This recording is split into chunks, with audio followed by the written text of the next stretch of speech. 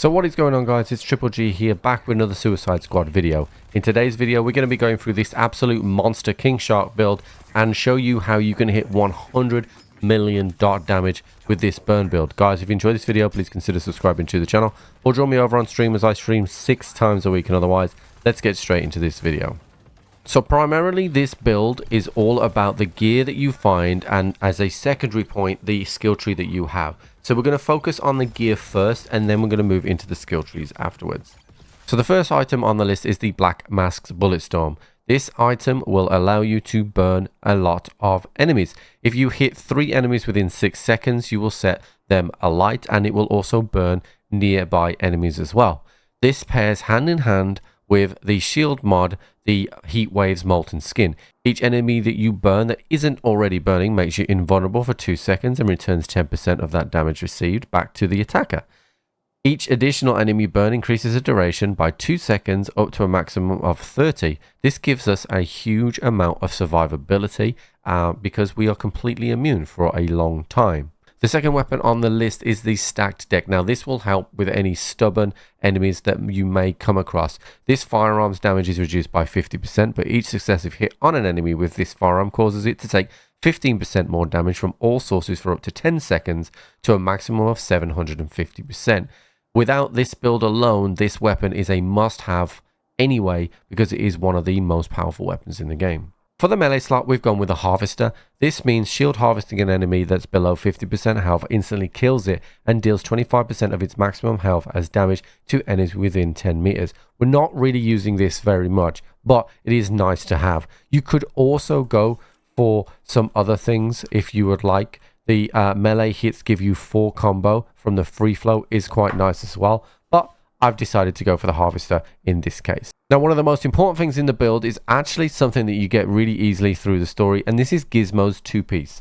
Now, Gizmo's 2-piece basically means we do 50% damage dealt to burning enemies. Grenades do 50% less, but have a 100% chance of burning all enemies, which means that we don't have to afflict anything. Anytime you throw a grenade, they are going to burn everybody. When your shield is broken, release a burst of Diablo Blaze that burns all enemies within 15 meters. This can only happen once every 30 seconds.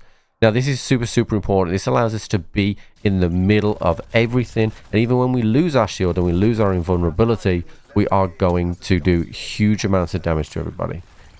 In our traversal mod slot, we have the Resource Conservation, which is the second part of the Infamy set, so nothing to talk about there really. We have one tier 3 set here. This is because the first perk in the tier 3 set means you deal 4% more damage to enemies for each 1% their health is missing. This is really important when it comes to the big brute enemies because you're going to be doing a huge amount of damage to those as they have huge amounts of health pool. The final item is the Jinx's Unlucky Coin. When the rotation is on Diablo Blaze, we'll have 750% extra damage and we'll have 250% increased damage flat for anybody that is afflicted. Now, when it comes to the skill tree, we're not going to go through this absolutely line by line, so I would suggest that you make a screenshot of this, but the primary focus here is to make sure that we have heavy weapon bleed damage, and we're focusing on anything that can give us additional firearms damage and additional combo. The final thing that we'll touch on as well is the squad skills. Now, I recommend that you do level up the other characters so that you can get further down the tree. Do take these 2 skills, damage to grunt enemies and damage to brute enemies, over speccing into the other weapons because you get 0.5% for these, but you get a full percentage here for each point that you select, and then get some more damage into the burning enemies. You can switch this around a little bit and have more damage for the brutes if they are being more stubborn, but either way, you're going to be doing so much damage you won't even notice. Now, when it comes to the playstyle, it's pretty simple. You're going to be having the Black Mask Bulletstorm out majority of the time, and you are going to be raining bullets down on the enemies. Now, in the beacon mission, just wait for them all to crowd up and fire as many bullets as you can towards them, setting everybody on fire. This will mean you're completely invulnerable to damage, and it will mean that that dot damage will start to tick over. You want to try and get as much combo as you can as well to increase that damage even further. If you are struggling with enemies, then throw a grenade. This will also give you the dot damage that you need. And of course, you could just stand next to somebody and let your shield deplete, which will give you a Diablo Blaze, which will start doing huge amounts of damage as well. The way that Suicide Squad works is all that damage is stacked up based on all the stats on all the gear that you have plus your skill tree. So make sure that you have elited all your weapons and re-roll them for maximum amount of damage on brutes, on burning enemies, or anything that you can in order to make sure that your build is as effective as it can be.